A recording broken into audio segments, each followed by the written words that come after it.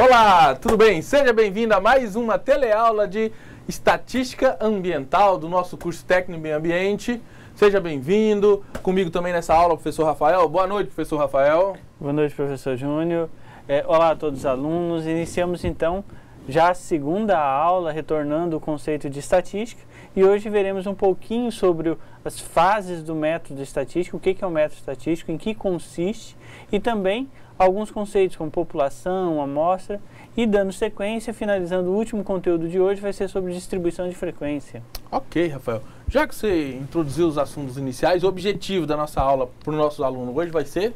Então, no final da aula, você terá que atingir alguns objetivos que foram propostos para a aula, dentre eles, distinguir as fases do método estatístico. Então, o que consiste o método estatístico, como ele é dividido, o que compete a cada uma das etapas desse método. Identificar e utilizar a amostragem estatística, então saber escolher a tua amostra, quais os critérios, como vai ser feito para definir uma amostra dentro de uma população.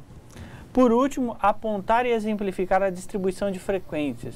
Então, como representar um rol de dados, um conjunto de dados, através do diagrama de frequência. Muito bem. E aí a gente já entra no assunto nessa aula, que é um pouquinho que a gente trabalhou na aula passada, que são os métodos de estatística. Aqui a gente vai passar eles passo a passo hoje, mais detalhado, inclusive já num diagraminha aqui no início da aula. E a gente vai entender esse passo a passo do método estatístico. E você quer fazer uma pesquisa, vai elaborar essa pesquisa, então você vai fazer esse checklist, esse passo a passo. E aqui nós temos no nosso diapositivo as fases do nosso método estatístico. Ok? Do método estatístico. Hoje o pincel não está muito calibrado, mas vamos lá. Não quero nem apagar também, mas deixa pra lá. Primeira coisa que eu vou fazer na minha pesquisa, eu vou definir o meu problema. Definir o meu problema. Ok? Definição do problema. Eu vou realizar essa pesquisa para quê? Para resolver qual situação? O para quem? Entendido? A ideia inicial, eu vou fazer isso, eu tenho que definir primeiro o meu problema. Segunda coisa, eu vou fazer o meu planejamento. Vou fazer isso como? Quando? Onde? Com que recurso? Ok? Definiu a pergunta, então eu defino o meu planejamento. Próximo passo, eu já vou a campo, que a gente chama coleta de dados. Então eu vou a campo, ou seja, eu vou coletar essas informações. Digamos que for entrevistar pessoas, eu vou então entrevistar pessoas aonde for determinado para aquele problema. For numa escola, for na zona rural, for nas empresas, ok? E esse coletar pode ser entrevista, observação de materiais, leituras. Então eu vou à parte prática do meu trabalho. Feito a minha parte prática, eu vou fazer a análise, vou fazer a crítica desses dados. Coletei as entrevistas, coletei os instrumentais, editais, os dados de onde eu estou fazendo meu trabalho, eu vou fazer a crítica em cima desses dados. Digamos que for um questionário. Às vezes a pessoa que você entrevistou não respondeu todas as perguntas, ok? E aí esse questionário às vezes não é válido para você computar lá no finalmente, na hora de tabular os resultados. Então você vai fazer essa crítica, esse questionário ficou incompleto, então ele é excluído do meu resultado. Estou fazendo a crítica dos dados, ok? Nessa crítica eu vou verificar se apresenta erro ou não. Digamos que eu elaborei um questionário, mas ninguém entendeu o que eu estava querendo perguntar. Talvez eu estudei muitas teorias e aí fiz perguntas um pouquinho rebuscadas e aí o meu público-alvo que iam responder as perguntas não entendiam o que eu estava querendo perguntar. Ou seja, não captou nada daquilo que interessava naquela pesquisa. Então ela apresentou o erro, ok? Se apresentou um erro, eu vou fazer então todo esse trabalho de novo.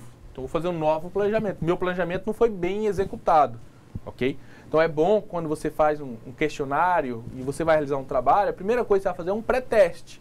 Aplica esse questionário com pelo menos uma parte daquele público-alvo. E aí você verifica se aquele questionário vai mesmo coletar aquilo que você está buscando responder da sua pergunta inicial. Se não, tudo certinho, a crítica está bacana, você pode então passar para o método seguinte, que vai ser a apuração desses dados. E aí eu vou usar as ferramentas, posso usar as ferramentas tecnológicas, por exemplo, Excel, SPSS, e aí existem infinitos softwares para você trabalhar com as estatísticas, ok? Feito a minha apuração dos dados, eu vou fazer a minha apresentação, análise, né? Tabulei os dados, gerou aqueles gráficos, eu vou fazer a análise e a apresentação desses resultados. Se for uma empresa que solicitou o seu trabalho, você vai lá na empresa, no dia marcado, na hora da reunião e apresentar. Ó, o resultado foram esses, os gráficos foram esses, esse gráfico está dizendo que a população não gostou do seu produto, esse gráfico está dizendo que esse produto seria melhor se houvesse essa e essas especificações. E aí você vai apresentar esses dados e vai escolher a melhor maneira de apresentar. Ok? Muito bem. Feito isso, você cumpriu todo o checklist das nossas fases do método estatístico. E a gente vai passar agora, passo a passo, o que vem a ser cada uma delas, para a gente definir, não ter dúvidas. Primeiro, então, eu vou definir o meu problema. Primeiro item daquele checklist, definir o meu problema, ou seja, o que queremos saber, né? Por exemplo, que tipo de alimentos, né? Que tipo de alimentos a maioria das pessoas deseja consumir? Apagou. Eu vou querer saber, então, que tipo de alimentos a maioria das pessoas deseja consumir, né? Que variáveis, então, eu vou precisar para apurar essas perguntas? Ou seja, as variáveis são os tipos de alimentos, doces, salgados, né? Líquidos, assados, fritos, todos os tipos de alimentos, ok? Essas serão as minhas variáveis. E qual é a população? Qual é a população? Por exemplo, a turma do meu curso, a turma do seu curso, como exemplo, vamos considerar então uma população, uma amostra de 50 pessoas. Aqui no IFRO, por exemplo, os alunos do Instituto Federal, ok? Essa é a população. Essa população ela pode ser apenas o total, todos os alunos do IFRO, ou uma pequena parte disso, uma amostra. A gente vai ver isso mais detalhado já já. Feito o meu problema, eu vou para o meu planejamento, que é o meu próximo passo. E aí eu vou querer saber, ó, como eu vou conseguir, então, atingir o resultado final? Eu vou atingir esse resultado final, por exemplo, por meio de entrevistas. Por meio de entrevistas e também por meio de questionários. Esse risquinho não quer pagar? Paga de raiva. Por meio de entrevista ou por meio de questionários, ok? Na fase anterior, definimos as variáveis, mas como que eu vou fazer essas perguntas? Definimos as variáveis, doces, salgados, sucos, ok? Mas como que eu vou saber, como é que eu vou perguntar isso? Isso eu estou dentro do meu planejamento, como que eu vou executar a minha pesquisa? E aí, por exemplo, você faz uma pergunta à pessoa, na escola, você prefere comer doces ou salgados? Né? Você prefere salgados fritos ou assados? São exemplos de perguntas que você vai atingir aquelas variáveis que você está desenvolvendo na pesquisa. Você precisa, então, fazer um pré-teste, ou seja, validar o seu questionário, ok? E aí você vai aplicar esse questionário na mesma população que você vai trabalhar depois. Por que é bom fazer esse pré-teste? Porque, às vezes, as perguntas são tendenciosas ou difíceis de compreender. Não é que você, às vezes, está atendendo, mas é que você está acostumado com aqueles dados, aquelas informações, e é bom sempre uma opinião do outro lado para comparar com seus resultados. Quando que ela vai ser realizada? Ok? Então, eu preciso determinar um cronograma do meu trabalho. Eu vou começar isso em janeiro, e vou terminar em fevereiro, vou terminar em março. E aí, depende da sua atividade. E a coleta dos dados? Meu terceiro passo. Coleta dos dados. Ok? Então foi definido nas fases anteriores. Ok? Definidas as fases anteriores, nesta fase faremos o quê? A coleta dos dados.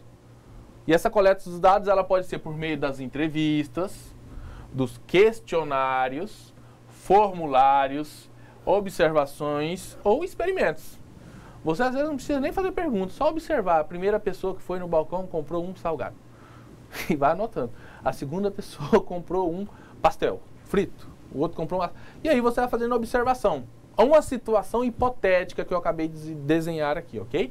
Você pode fazer observação, você pode fazer experimentos. Normalmente experimento trabalha mais com laboratório, né, Rafael? Exatamente, mas para o técnico em meio ambiente ele pode fazer esse experimento.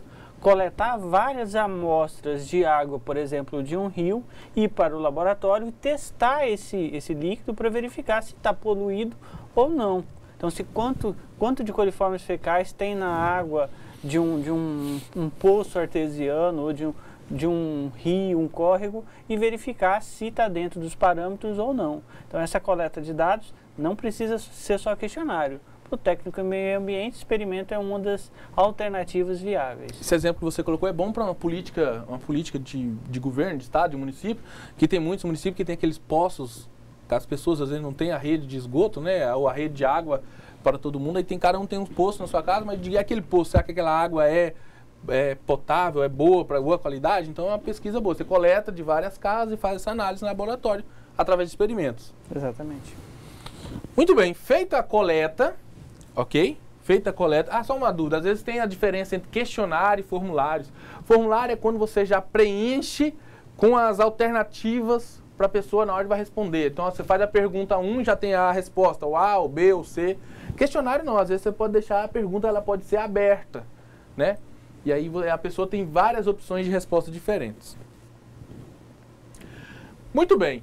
Foi já calculado, já foi planejado, já foi coletadas as informações, agora eu vou fazer a minha crítica, vou começar a apurar esses dados, ok? Fazer essa crítica dos dados. Já temos todas as respostas, e agora? Né? O que eu vou fazer? A validação dos questionários estão devidamente respondidos, né? É recomendável que os questionários incompletos sejam retirados do estudo. Às vezes não vai te dar uma resposta qualidade no final do resultado. As pessoas entenderam realmente o que você gostaria de saber? Ok? Caso as perguntas não apresentam respostas significativas, é bom reavaliar as perguntas. Se for o caso, fazer uma nova coleta de dados. É aquilo lá. Apresentou o erro, ninguém entendeu o que você queria coletar, aí você volta ao planejamento, faz novas perguntas, elabora novas variáveis.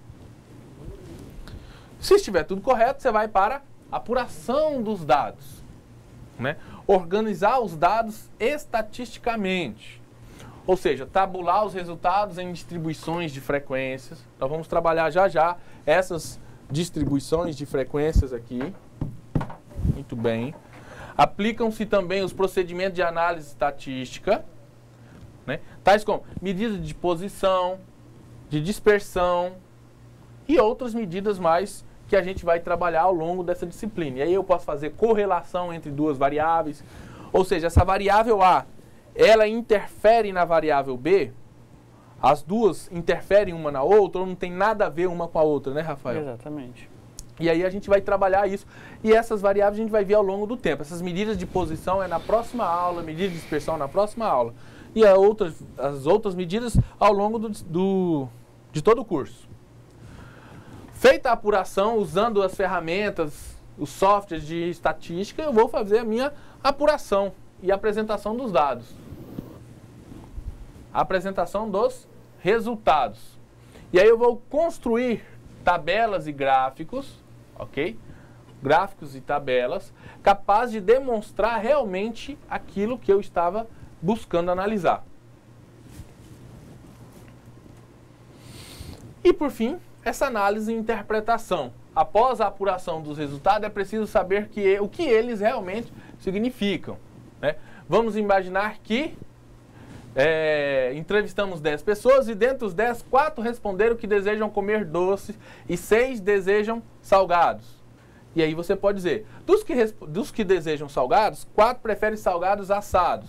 E aí você pode fazer, olha só que interessante, 40% dos estudantes preferem doces, 40% salgados assados, ok? E 20% salgados fritos. Isso é uma maneira que você já está tabulando. Às vezes você tem só as informações numéricas e ali você já tem essas informações já tabuladas, apresentadas em gráficos. E aí você vai escolher qual o melhor tipo de gráfico para fazer essas apresentações.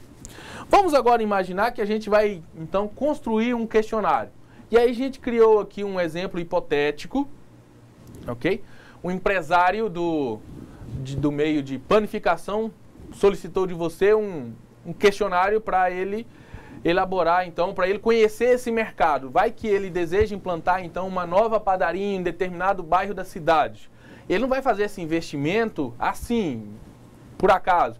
Ele vai, então, fazer um estudo para saber se aquilo é viável ou não elaborar, fazer um novo empreendimento em determinada localização da cidade. Ou esse mesmo empresário já possui, então, um empreendimento desse. Ele quer melhorar o seu atendimento, quer diversificar os seus produtos. Okay? E aí ele vai entrevistar aqueles clientes dele do dia a dia ali para verificar o que ele pode melhorar, onde ele pode melhorar. A gente criou aqui, hipoteticamente, ok? Algumas perguntas que encaixam diversos tipos de variáveis que a gente estudou na aula passada, as variáveis quantitativas ou qualitativas. Vamos lá ao nosso questionário hipotético. A primeira pergunta, ó, qual a padaria que você costuma frequentar? E aí você tem aqui, ó, espaço para responder. Observe que é uma pergunta aberta. Você pode responder a padaria A, a padaria B, a padaria C. Quantas padarias existir na cidade? Então é uma pergunta aberta. A 2. Por que frequenta esta padaria? Né? E aí você vai marcar. Por quê? Ela é próxima à sua residência? Você escolheu ela porque ela é próxima ao seu trabalho? Por causa da qualidade dos produtos? Ou por causa da qualidade dos preços? Que tipos de produto você costuma comprar nessa padaria? Você costuma comprar pão, bolo, laticínios, e a gente poderia colocar outros ali, né? Refrigerantes, as padarias hoje é quase um supermercado, né, Rafael? Então você poderia diversificar ali os produtos. E aí o empresário ele vai poder também diversificar, verificando o que aqueles clientes dele mais consomem naquela padaria. Lembrando, quando eu tenho uma pergunta aberta, facilita para o entrevistado responder ou coletar dele o que realmente ele pensa. Quando eu tenho uma pergunta aberta, ou seja, vai escrever o que realmente ele pensa. Quando eu tenho uma pergunta fechada, eu já estou delimitando a resposta deles a aquela simples alternativa que eu estou dando. Ok? Então, pergunta aberta é melhor para você coletar realmente o que o entrevistado pensa. Pergunta fechada, você direciona o seu entrevistado a responder uma das alternativas que você colocou. Porém, sempre tem um porém, as perguntas fechadas, elas facilitam você a tabular. Porque são só 5 respostas, então facilita você, por exemplo, jogar no Excel e fazer um gráfico daquilo ali. As perguntas abertas são mais difíceis de tabular, porque você pode gerar diversas informações. Digamos que você entrevista, sei lá, 200 pessoas, é uma cidade grande, tem umas 40 padarias na cidade. Quantidade de opções que você pode ter num gráfico, não tem nem como colocar isso, ok? Então, depende, cada uma delas tem uma facilidade e uma dificuldade. Outra pergunta, com qual frequência vai a essa padaria que você marcou? Você vai 2 vezes por dia? Uma vez? De 2 a 3 vezes por semana? Mais de 3 vezes? Ou, sei lá, de vez em quando? Né? Quando você vai lá, quanto costuma gastar na padaria? Você costuma gastar até R$3? De R$3 a R$6? Acima de R$6? É? Quem geralmente faz as compras na padaria? Você mesmo? A empregada? Ou familiares? E aí, essas perguntas, às vezes simples, mas elas conseguem captar, certo, Rafael? Essa última aqui, por exemplo, ó. Quem realmente faz as compras na padaria? Às vezes é uma pergunta simples, vai responder, você mesmo é empregado ou um familiar? E aí, mas ela consegue captar outras coisas além do que está aqui. Exatamente. Por exemplo, nessa pergunta, se é a empregada que vai realizar a compra, o poder de decisão dela é menor. Se é o dono, o chefe da família, o poder aquisitivo está na mão dele, então ele pode escolher ou às vezes comprar mais produtos do que está acostumado a comprar. A empregada, se você falou, ela vai lá comprar só os 3 pães que você pediu. Agora, se é você mesmo ou seu pai, ou alguém vai lá, ele além dos 3 pães, ele traz um bolo, um suco, um pão, um leite, ok? Então as perguntas, elas servem para isso, para você captar essas variáveis e captar o que, além do que está ali. Você pode imaginar outras coisas para o empresário, para quem está solicitando de você essa pergunta. Ou, outra pergunta, ó, em qual ou quais períodos são feitas as compras? Na manhã, na parte da manhã, na parte da tarde, ok? E aí, dependendo do período, é um tipo de produto que ele pode colocar ali a mais ao lado daquele produto que você vai comprar. Quais os pontos mais que você tem mais insatisfação em relação àquela padaria que você costuma frequentar? O que mais te deixa insatisfeito ao frequentar aquela padaria? Qualidade dos produtos? Variedade dos produtos? Muito pouco, tem 3 opções de pães. O preço está alto demais, muito salgado, mais salgado que o pão. Os dias de funcionamento, ou horário de funcionamento, tem padaria que às vezes funciona muito cedo, tem outros que já funcionam mais tarde, param meio-dia. Ou atendimento. Atendimento é péssimo, ok? Então você vai coletando essas informações. Aqui outra pergunta. E os pontos mais favoráveis dessa padaria? Pode ser a localização, ou qualidade dos produtos, variedade, preço, atendimento. Tudo isso vai influenciar o entrevistado, o entrevistador, na hora de realizar essa pesquisa. E a faixa etária? Você que está lá fazendo a entrevista vai querer saber da pessoa. Qual a faixa etária dessa pessoa que está lá? É criança? É jovem? É adulto? Estado civil? É solteiro? É casado? Separado? É viúvo? Se o cara é solteiro, então normalmente ele compra para ele, né? Mas se ele é casado, normalmente ele tem família. Então o empresário já pode colocar ali alguns produtos, algo para criança ao redor. O Rafael, então, nessa hora tem um bolinho para meu filhinho, vai comprar. E a renda da pessoa. Por fim, você tem a renda ainda. E dentro dessas variáveis, a gente tem variáveis, por exemplo, nesse último slide aqui, ó. Quando eu faço esse tipo de pergunta, ó, eu estou qualificando o meu entrevistado. Então, eu estou qualificando, é uma variável qualitativa. Quando eu coloco variáveis numéricas, eu estou quantificando, eu estou em quantidade, ok? Quantidade. Muito bem, feito já o meu planejamento, feito as minhas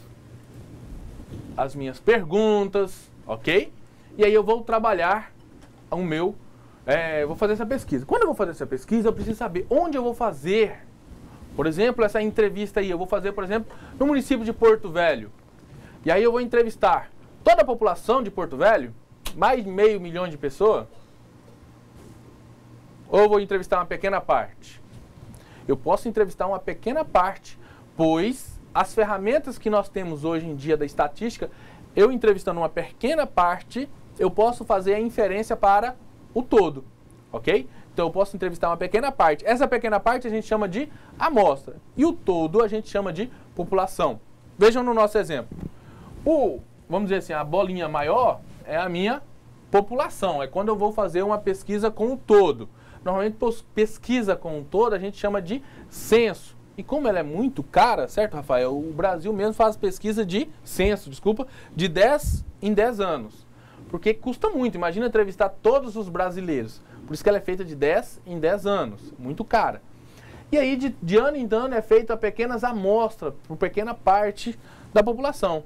Então, eu posso tirar uma pequena parte dessa população, destacar aqui uma pequena parte dessa população e fazer uma pesquisa só com essa parte.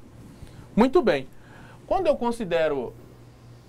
isso aqui não... Quando eu considero o todo, eu estou trabalhando com uma pesquisa, uma estatística, para descrever isso.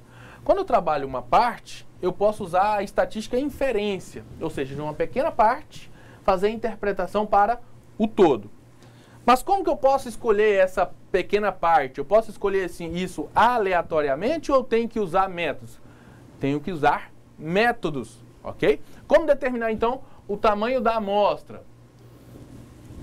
Uma amostra muito pequena, às vezes, ela não pode ser representativa o suficiente para você tirar conclusões. Por outro lado, se eu tiver uma amostra muito grande, eu posso, às vezes, estar desperdiçando dinheiro, desperdiçando tempo. Então, eu preciso saber como que eu vou escolher essa amostra. Para fazer essa amostra, a gente tem uma tabela já desenvolvida estatisticamente, que os livros já trazem para a gente. Essa aqui que a gente vai apresentar. Vejam. Existem equações matemáticas que determinam essa amostra.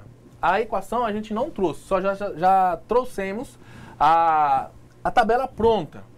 E aí eu vou fazer o seguinte. Eu quero então entrevistar, por exemplo, 500 pessoas.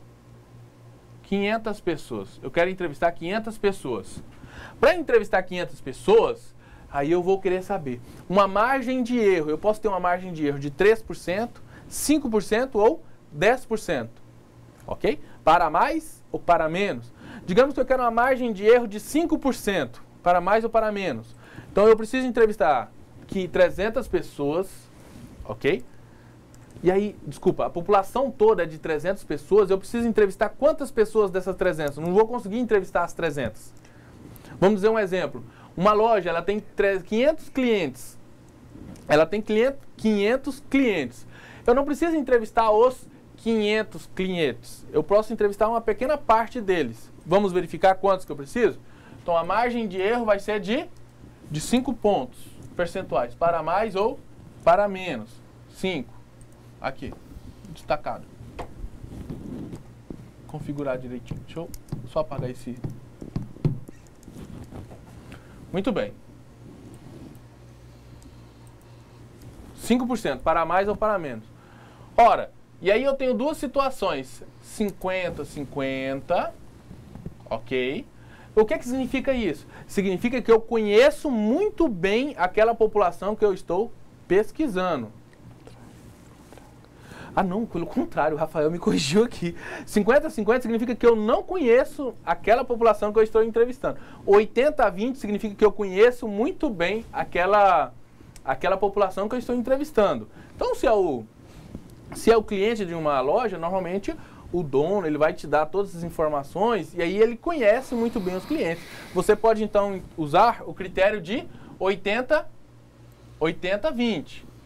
Então, dos 500 clientes, não precisa entrevistar os 500. Eu só vou precisar entrevistar 165.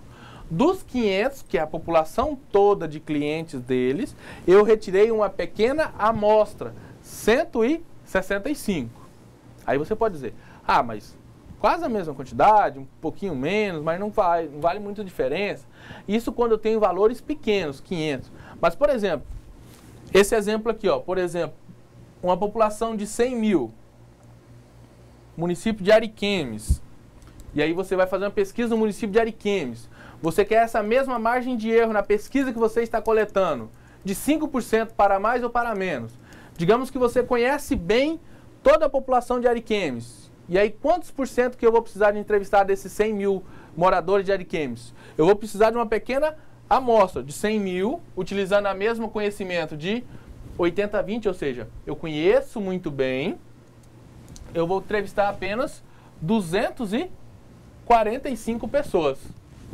Outro exemplo, Rafael?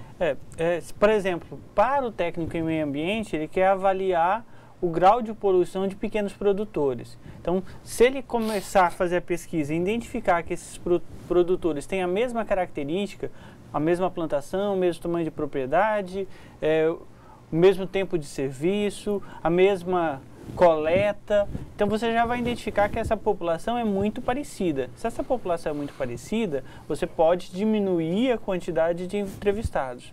Agora, se você começa a fazer pesquisa e identifica que essa população é muito diferente, pequenos produtores, ramos de produções diferentes, então você vai identificar que se eles não se parecem, automaticamente eu preciso entrevistar mais para evitar que ocorram erros de interpretação. Então esse split de 50-50 significa que metade da população apresenta uma característica e outra metade apresenta outra característica. São diferentes. Enquanto que 80-20, o 80 significa que uma parte maior tem a mesma característica. Por exemplo, se você for entrevistar sobre a qualidade de vida, levando em consideração fatores sociais de renda, se você entrevistar no mesmo bairro, a tendência é que os moradores tenham a mesma condição financeira, condição social. Agora, se você entrevistar, por exemplo, numa fila de banco, você pode pegar pessoas com alto poder financeiro e outros com poder bem inferior. Então, você não pode garantir que você vai ter uma população homogênea. Agora, se você desconhece, vai pelo split maior, você vai ter que entrevistar um pouquinho maior, mas não vai colocar a tua pesquisa em risco. Perfeito. Muito bem. Outra coisa que você pode observar na tabela é quanto maior a minha população, vai se chegando a um momento que vai precisando de menos, vamos dizer assim, menos pessoas para se entrevistar. ok? Quanto menor é a população, mais próximo daquela população é a amostra que ela fica. Então, por exemplo, numa população de 100 pessoas, dependendo do que eu vou dar uma margem de erro, por exemplo, de 5%, eu vou ter que entrevistar 71 pessoas. Já numa população de 100 mil, eu vou entrevistar 245 pessoas, ok? Então isso facilita. Por isso que quando você assiste, por exemplo, no jornal, você sabe que os eleitores no Brasil são um pouquinho mais de 140 milhões, e aí a entrevista, aquelas pesquisas eleitorais são feitas com 1.000, 2.000 pessoas, por causa dessa tabela. Não há a necessidade de entrevistar todos os 140, apenas uma pequena amostra, e essa pequena amostra pode dar para você fazer a inferência, ou seja, julgar que toda a população pense daquela forma. Como que eu vou fazer então essa amostra? Eu sei que, por exemplo, o exemplo de Ariquemes, da população de Ariquemes toda é de 100 mil pessoas, mas eu vou entrevistar lá 243 pessoas de Ariquemes. Como eu vou escolher esses 243 pessoas de Ariquemes? Aí existem métodos matemáticos e métodos não matemáticos. Métodos matemáticos, eu vou ser os métodos que a gente chamamos de probabilísticos. Envolve ciência, envolve cálculos para chegar àquele resultado. E os métodos não probabilísticos não envolvem a matemática, não envolve a ciência. Não existe cálculos para se determinar ele. Ou seja, dos 243 pesquisados de Ariquemes, eu vou escolher eles aleatoriamente. E aí, esse aleatoriamente, eles podem ser, vejam, eles podem ser intencional, ok? Voluntária ou acidental. Intencional, voluntária ou acidental. Quando eu estou fazendo um trabalho estatístico, aí eu vou precisar de métodos matemáticos. Então eu vou usar probabilístico, ou seja, eu vou envolver cálculos matemáticos para resolver aquele problema. Vejam aqui. Eu vou fazer então, a minha amostra vai envolver então métodos probabilísticos, ok? E aí pode ser aleatório simples, sistemático, estratificado ou por conglomerado. Se você vai fazer uma pesquisa, um trabalho, você vai levar em consideração então esses métodos probabilísticos, ou seja, envolve cálculos matemáticos. Pode ser o aleatório simples, ou seja, sem muito cálculos, e eu vou escolher esses de Ariquemes, fazer um sorteio simples, por exemplo, enumerar os 100 mil pessoas e sortear 243 pessoas. Pode ser um método. Pode ser sistemática. Sistemática, você pode criar um método. Por exemplo, eu vou entrevistar aqui na rua principal de Ariquemes e a cada 50 casas eu entrevisto uma pessoa, por exemplo. Você criou um seu sistema. Estratificado. Eu posso dividir essa população em masculino e feminino, urbano e rural. Eu posso começar a dividir por estratos. E, por fim, por conglomerado. Eu posso entrevistar apenas numa determinada região da cidade, ou apenas urbano, ou apenas rural, ou apenas nos bairros mais afastados do centro. Depende do que eu estou querendo coletar. Vamos fazer um exemplo aqui para a gente trabalhar isso. O universo da pesquisa envolve 20 pessoas. Então essa é a minha população. Ok? 20 pessoas. Só que eu não quero então entrevistar os 20. Eu vou querer fazer uma pequena amostra desses 20. E eu vou trabalhar com 25% dessa população. O que eu vou calcular então?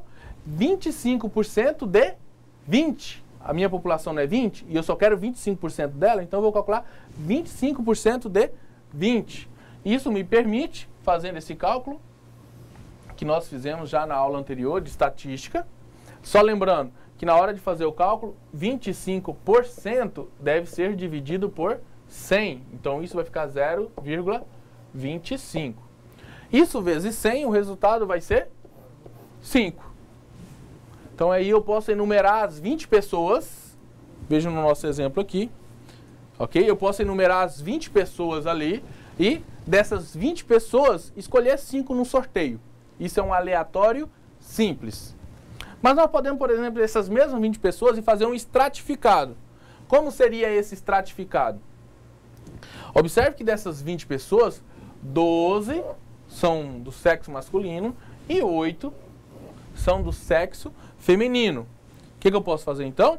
dessas 20 pessoas, eu vou trabalhar com 5. E ainda, dessas 5 eu quero que essa amostra seja por extrato, representativa. 25% seja do sexo masculino e 25% seja do sexo feminino. O que eu vou ter? 12 vezes 0,025 vai ser 3. Então eu vou entrevistar 3 homens. 8 vezes 0,025 vai dar 2. Eu vou entrevistar 2 mulheres. Naquele primeiro exemplo era o aleatório simples. Pegar 5 entre homens e mulheres não interessava, é simples. Nesse aqui a gente já dividiu homens de um lado, mulheres do outro, e a mesma porcentagem, 25% tem que ser de homem e 25% tem que ser de mulher. Não significa que eu estou pegando 50, somando os 25 do homem com os 25 mulheres. Não é nada disso, ok? Muito bem. E aí desses universos aqui eu vou escolher então 3 homens e 3 mulheres para fazer essa pesquisa. Muito bem. Apresentamos nossa primeira parte da nossa aula e agora a gente vai para a segunda parte, quando a gente vai fazer as nossas tabelas de frequências. Por que a gente usa a tabela de frequência? Vejam esse slide. Que eu tenho aqui um rol de dados. Dados são aqueles números, os valores coletados. Digamos que você entrevistou 18 pessoas, né? E você perguntou a idade dessas 18 pessoas. E elas responderam. Estão aqui a idade dessas 18 pessoas. Só que ao você observar para esse slide, você não tem muito o que dizer sobre essas pessoas. Os números espalhados, esses rol de dados, não está dizendo nada. Você não consegue fazer interpretação nenhuma. Aí a gente pode colocar isso numa tabela de frequência. Olha só, aqueles mesmos 18 dados, eles estão agora numa tabela de frequência. Agora sim eu posso fazer uma interpretação maior daqueles resultados. Eu posso verificar entre 10 e 20 anos, ou seja, uma população jovem, verifiquei que nós temos 3 pessoas, entre 21 e 30 anos, 6. Ou seja, os dados já estão tabulados, já me permite fazer uma interpretação daqueles resultados. Quando eles estão soltos, separados, não tem interpretação nenhuma. Mas quando colocamos nessa tabela de frequência, ele já nos permite fazer essa interpretação. Ok? Para fazer essa tabela de frequência é simples. Eu preciso saber algumas coisas. Entre elas, eu preciso saber o que é a amplitude. Ok? Amplitude consiste na diferença entre as entradas máxima e a entrada mínima. Como assim entrada máxima e entrada mínima? A diferença entre o maior valor menos o menor valor. Por exemplo, na nossa situação aqui, o meu maior valor é o 50 e o menor valor é o 17. Então a amplitude, que é representada pela letra A, vai ser o quê? 50 menos 17. Isso mesmo. A amplitude vai ser 33. Por que eu uso a amplitude, então? Para construir essa tabela.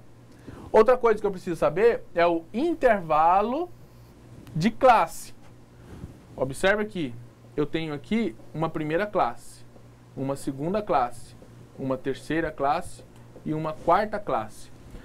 Amplitude de intervalo de classe, ou seja, intervalo de classe é essa diferença de 10 até 20, de 21 a 30, de 31 a 40, de 41 a 50. O que são essas classes? São subdivisões da amplitude de um conjunto de dados. Veja um exemplo que a gente vai trabalhar aqui, ó. Os dados abaixo referem-se às precipitações, ok? Refere-se às precipitações de uma amostra de 15 cidades que ocorreram no mês de agosto de 2005. Então nós temos aqui a situação. Precipitações em 15 cidades, ok? Os dados estão nesse quadro. Ao olhar os dados, eles não permitem muita conclusão, ok? Não permitem, são dados soltos, ok? Mas eu posso ver, quem é a população-alvo desse estudo? Rafael, quem é a população-alvo desse estudo? A população seria todas as cidades que eu estou querendo analisar. Se eu estou querendo analisar a situação dessas 15 cidades, então essas 15 cidades passam a ser a minha população. Se fosse a partir disso fazer uma inferência para o estado todo, então a população seria todas as cidades do estado. Então aí eu consigo, a partir dessas 15, extrapolar para o estado. Agora, se o meu intuito só é as 15 cidades, então a população vai ser as 15 cidades, das quais eu fiz a medição das precipitações de chuva durante o mês de agosto de 2005. Ok. E agora a gente vai construir uma tabela de frequência que envolva cinco classes. Muito bem. Para construir essa tabela de frequência que envolva 5 classes, eu vou precisar então usar essas informações desse dado. A primeira coisa que eu vou trabalhar então é achar a amplitude. A amplitude, nós vimos, é a diferença entre a maior entrada menos a menor entrada. Os dados, a maior entrada nesses meus dados é o número 49 e a menor é o número 21. Então a amplitude vai ser o quê? 49 menos 21. A amplitude vai ser 49 menos 21. Isso vai dar 29, 28. 34. 49 menos 21. É que o menor é 16. Não, é 15. 15. Então vai dar 34. Você colocou 21. 49 menos 21. Ah, é 21. Pensei num número e coloquei no outro. 34. Muito bem. O pior que eu risquei o número, né? 34. A minha amplitude é 34. Ponto. O número de classes, o exercício já trouxe, já deu ideia. 5. Então eu vou usar 5 classes. E o intervalo da classe, o intervalo de classes. Como é que eu faço esse intervalo de classe? Eu vou fazer o quê? Eu vou pegar o A, que é a minha amplitude, e dividir pelo meu K. No caso, eu vou dividir então 34 para 5. Ao dividir 34 para 5, você vai ter 6,8. Você vai trabalhar sempre com classes inteiras. Então aproveita e você arredonda. Arredonda sempre para mais. 6,8. Então a gente pode dizer que é aproximadamente igual a 7. Ok? Significa que eu vou ter 5 classes. Vejam aqui no nosso próximo slide. Eu vou ter 5 classes. Ó, primeira classe, segunda, terceira, quarta, quinta classe. Ok? E o intervalo da classe, ou seja, a diferença entre o menor valor da classe e o maior, vai ser de 7 unidades medidas. Então, para fazer o quê? Eu vou pegar a minha menor medida, 15. Eu estou construindo a minha tabela de frequência. Então, eu tenho 15. Esse 15 vai variar de 15 até... Opa!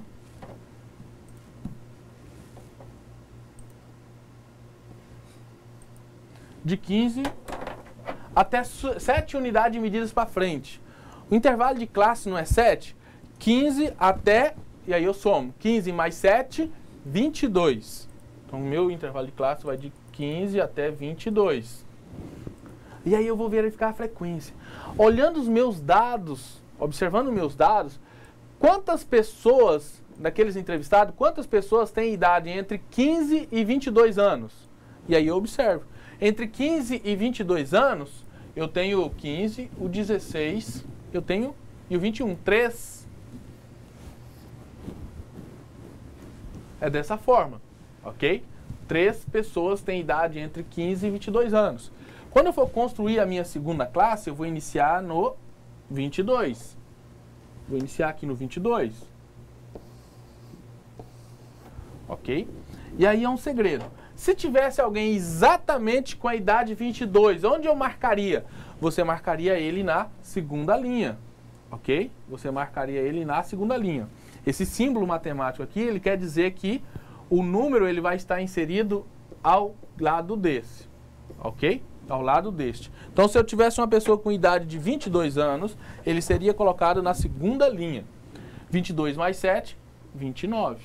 E aí eu vou verificar lá na minha tabela de frequência. Entre 22 e 29, eu tenho quantas pessoas com essa idade? E aí eu vou lá, faço, observo, eu verifico que nós temos 4 pessoas. Ok? E aí eu preencho até os demais. E essa tabela da porcentagem, como é que eu faço? É simples também. Observe que ao final aqui eu vou ter uma soma. Eu vou somar todas as minhas 18 frequências.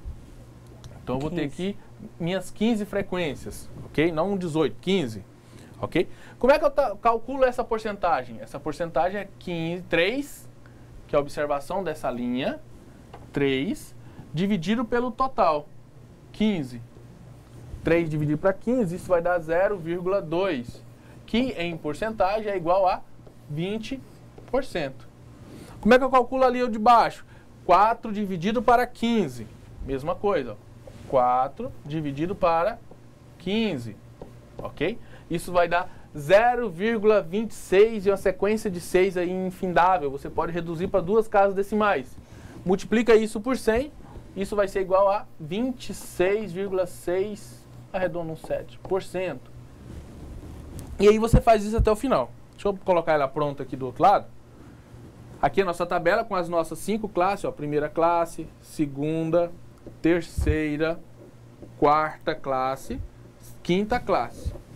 Todas as 15 pessoas, ou seja, todas as idades dos 15 entrevistados estão inseridos aqui dentro da nossa tabela de frequência. Todas as idades computadas estão inseridas na nossa tabela de frequência. E para fazer a porcentagem do lado, você já sabe, basta pegar aquele valor daquela linha e dividir pelo total. E aí você divide, por exemplo, na quinta linha eu tenho 2. Significa que tem 2 pessoas com idade entre 43 e 50 anos entre aquelas pessoas computadas. Como é que eu cheguei no 13%? 2 dividido para 15 vai dar um número decimal e aí você multiplica esse valor por 100, que vai dar 13,3%. E por fim, a representação gráfica da tabela de distribuição de frequência é muito parecida com aqueles gráficos de colunas que nós já estamos acostumados a verificar no Excel mesmo, ok? A única diferença é que essas tabelas elas são unidas, não existe espaço entre uma linha e outra. Por exemplo, essa coluna aqui, ela representa as pessoas que têm idade entre 15 e 22 anos. Ou seja, representa essa informação da primeira linha.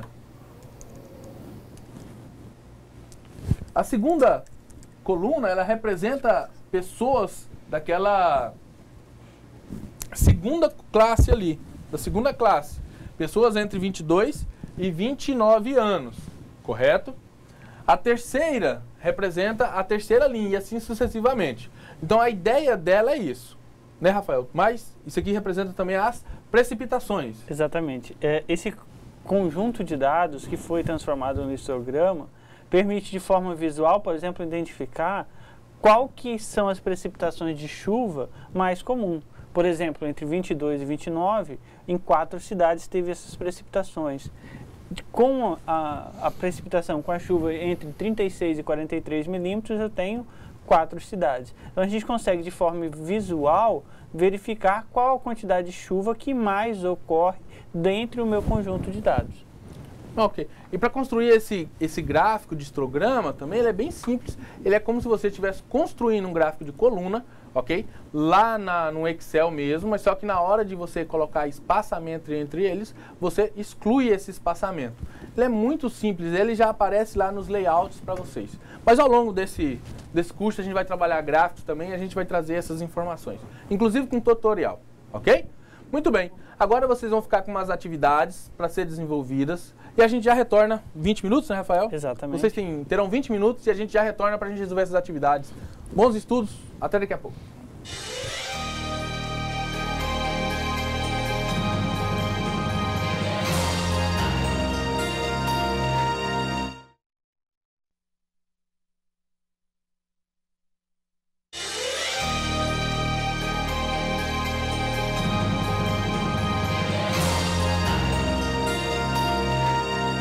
Olá, muito bem, sejam bem-vindos de volta.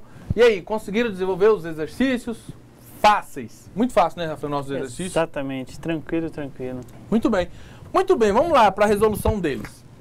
A primeira questão trazia o seguinte: o diretor de uma escola na qual estão matriculados 320 meninas e 280 meninos deseja passar um questionário socioeconômico para uma amostra correspondente a 10% da clientela.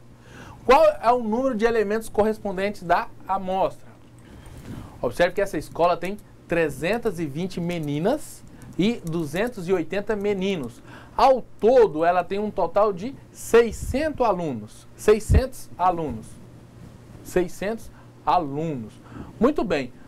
E aí ele quer uma amostra de 10% dessa população. E é simples, uma amostra simples, não é uma estratificada, né, Rafael? Não é 10% de homens e 10% de mulheres. É uma amostra simples. Então eu vou calcular o quê? 10% de 600.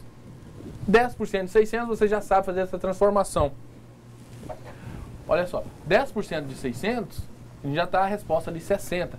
Mas você sabe que o 10% toda vez deve dividir por 100 vezes 60. 600, desculpa. E 0,10 vezes 60 igual a 60 alunos. Ok? Então ele vai entrevistar 60 alunos. Aí, se for estratificado, desses 60, aí ele vai precisar de dividir entre homens e mulheres. Exatamente. Como o problema não especificou como seria feita essa coleta, a gente levou em consideração o conjunto como um todo. Agora, se fosse estratificado, eu teria que calcular 10% das mulheres e 10% dos homens. Como eu tenho 320 meninas, 10% de 320, fazendo o mesmo cálculo, 32. E os meninos, 28. Então, de forma estratificada, eu teria 32 meninas e 28 meninos. Ok. Isso se fosse estratificado. Como é simples, 10%, 600 alunos, vai dar 60. Ponto. O próximo exercício pede para você fazer essas correlações entre as duas colunas. Primeira coluna com a segunda coluna. E aí você vai fazer essas apresentações aqui. Eu vou fazer essa pergunta para o Rafael vai respondendo. Bora ver se você está preparado. Número 1, contempla levantamento. Rafael, o que contempla? Levantamento, cronograma e custos envolvidos. Ou seja, todas essas etapas de levantamento, cronograma, tem que ser direto no planejamento, para saber se vai ser viável ou não a minha pesquisa. Então, será que vai estar muito custoso? Será quanto tempo eu vou levar? Então, essas as perguntas que eu tenho que fazer durante o planejamento. Perfeito. Definir o que se deseja pesquisar. Então, o que eu desejo pesquisar é o meu problema de pesquisa. O que eu quero pesquisar? O que aquela pesquisa vai ter que responder? A terceira, Rafael. Estão associados ao cálculo de medidas. O que está associado ao cálculo de medidas? Tá, aí eu já tenho os dados coletados e vou trabalhar esses dados. Trabalhar com os dados significa apurar os dados, quantificá-los, usar as ferramentas estatísticas para isso. A quarta. O que é? Estão dispostos em forma de gráficos e tabelas. O que está disposto em forma de gráficos e tabelas? Tá, se já estão gráficos e tabelas, significa que esses dados já foram trabalhados e estão prontos. Se estão prontos, eu vou fazer o quê? Uma apresentação. Eu vou apresentar esses dados para o meu cliente ou para uma pesquisa, para um trabalho de conclusão de curso. Então, através de uma apresentação de resultados. Agora o mais difícil. O quinto é, o que é o registro sistemático, esse registro sistemático dos dados com um fim específico? Então, observa que ele fala dados. Então, ele tá na etapa de coletar os dados. Eles não foram trabalhados, ele não gerou ainda uma informação. Então, se eu estou registrando os dados, eu estou entrevistando, estou fazendo uma pesquisa, um experimento, então eu estou coletando dados. Perfeito. Estudou, Rafael? Exatamente. Fiz a lição de casa. Fez a lição de casa. O terceiro, observe que nesse terceiro a gente tem aqui informações numéricas, e essas informações numéricas são 20 observações relativas ao índice pluviométrico, ok? Em 1000 metros, em determinado município do estado. Então eu tenho aqui índice pluviométrico em determinado município do estado. Eu quero construir uma tabela da distribuição de frequência para 5 classes. Por que eu vou construir uma tabela? Porque os dados, como eles estão organizados, não me permite fazer nenhuma inferência, nenhuma conclusão. Eu preciso de ter informação do K, e esse K já foi dado, são 5 classes. Eu preciso ter a informação da amplitude, ok? A amplitude é o que? A diferença entre a maior entrada e a menor entrada. Nesse caso, a maior entrada vai ser 160 e a menor entrada vai ser 141. 141. Essa diferença vai ser de 19. Você precisa do K e do A. Essas duas informações você já coletou. Para saber quantas classes, qual será o intervalo de classe, basta dividir esse 19 por 5. Ao dividir 19 por 5, você vai ter 3,8. E aí você já sabe, sempre arredonda para cima. 3,8 é mais próximo de 4. Vejam aqui no nosso próximo gráfico. Ok? Então eu tenho aqui as minhas 20 observações pluviométricas de uma determinada cidade. O número de classe vai ser 5. A amplitude é 19. E o intervalo da classe, a primeira classe, ela começa em 141 e vai até quantas unidades medidas para frente? 3,8? 3,8 não, a gente vai sempre arredondar para um número inteiro, que é o mais próximo, no caso 4. E aí a minha primeira classe vai começar no 141 e vai até o número 145. E aí eu vou observar, dentre aquelas cidades, quantas observações pluviométricas tem entre os valores 141 e 145. Já trouxemos aqui a nossa tabela construída para vocês. Então a primeira classe, ok? Primeira classe são os valores que variam entre 141 e 145. O que a gente observou? 6 vezes ocorreu valores entre 141 e 145. Isso representa quantos por cento? Representa 30, ok? E aí você já pode fazer uma interpretação maior. Opa, 30% dos índices pluviométricos ocorrem entre os valores de 141 e 145. Você já consegue fazer uma interpretação maior do que os dados quando eles estão organizados apenas numericamente. E aí a gente construi as outras 5 classes. A segunda vai variar o valor de 145 até 149. Aí eu vou perguntar para o Rafael, ver se ele fez a lição de casa mesmo. Rafael, esse valor aqui, Rafael, que os alunos estão observando lá, o 145, ele entrou na primeira ou na segunda classe? Então, basta observar o sinal que está entre os valores da minha classe. Como eu tenho entre a classe, a segunda classe, 145 e 149, observe que eu tenho uma barra na vertical próximo do 145. Então, significa que entre 145 e 149 é inclusive o 145, inclui o 145. Enquanto que o 149 é exclusive. Eu tiro o 149 porque ele vai entrar em uma nova classe, na classe abaixo desta. Então tem que observar esse sinal, essa representação. Geralmente fica sempre na primeira classe, no primeiro valor atribuído, ou seja, no 145 e não o 149 dentro dela. Muito bem. Assim como esse aqui, ó, 157, por exemplo, ele não entra na quarta classe. Porque observe que ele não está, vamos dizer assim, o T não está virado, né, Rafael? Vamos usar a linguagem. O T não está virado para o lado do 157. Aqui ele está virado, ó. Então, o 157 ele foi computado na quinta classe. Mas a tabela de frequência é bem simples. Você precisa saber do A, a amplitude. A amplitude é o quê? A diferença entre o maior valor coletado e o menor valor coletado, A. A segunda é a quantidade de classes. Nesse caso, o exercício sempre vai trazer essa informação para você. Você precisa de 5 classes, ponto. E aí, para fazer o tamanho da classe, basta você dividir o valor do A por esse valor do K, que é a classe. Ok? Naquele exemplo anterior, o exemplo deu 7. Agora, nesse exercício aqui, o exemplo deu 4. Ok? E esse é simples, não tem segredo com esses exercícios.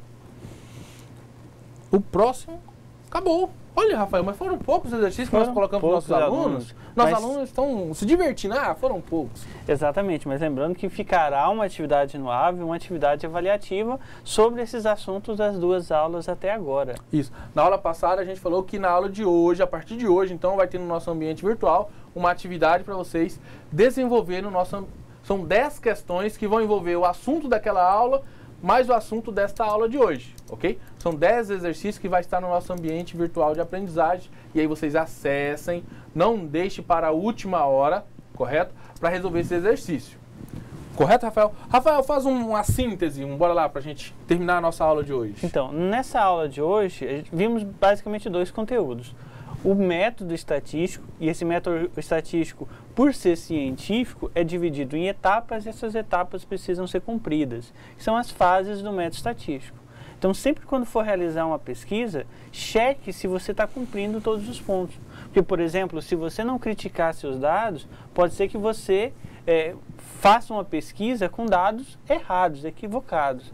E aí você perdeu a sua pesquisa. Então, faça esse checklist, verifique se você cumpriu crítica dos dados, se você definiu o problema de forma correta, se você precisa apresentar, qual a forma que você vai apresentar, qual método estatístico você vai usar na apuração. Então é importante cumprir todas as etapas de forma técnica, científica, para que tua pesquisa tenha um respaldo científico, um respaldo que valide a tua informação. E aí inserimos a primeira ferramenta estatística de apresentar esses dados, de organizar esses dados, que é o diagrama de frequência, distribuição de frequência, que agrupa as informações, principalmente quando ela está muito dispersa. Por exemplo, as precipitações de chuva, se eu tiver 15 cidades, pode ser que nessas 15 cidades não chova a mesma quantidade. Então, se não choveu a mesma quantidade, eu vou ter 15 informações diferentes. Então, como sintetizar essas informações é o objeto de estudo da distribuição de frequência. Então, foi isso que estudamos nessa aula. Espero que vocês tenham aprendido todo o conteúdo trabalhado. Se tiver dúvida, participe dos fóruns de discussões, releia o material, assista novamente às aulas. Sempre pare nos exemplos e aí tente resolver os exemplos e aí prossiga para verificar se você aprendeu ou não. Então, faça esse exercício, assista até chegar no exemplo, faz o exemplo sem verificar a correção e aí depois confronte com a resolução apresentada na aula de hoje. Muito bem, Rafael. Nem parece um resumo de matemática, parece um resumo de um pedagogo. É muito convívio com o pedagogo. Muito bem. Mas foi ótimo, bem resumido pelo Rafael, o que nós trabalhamos na aula de hoje.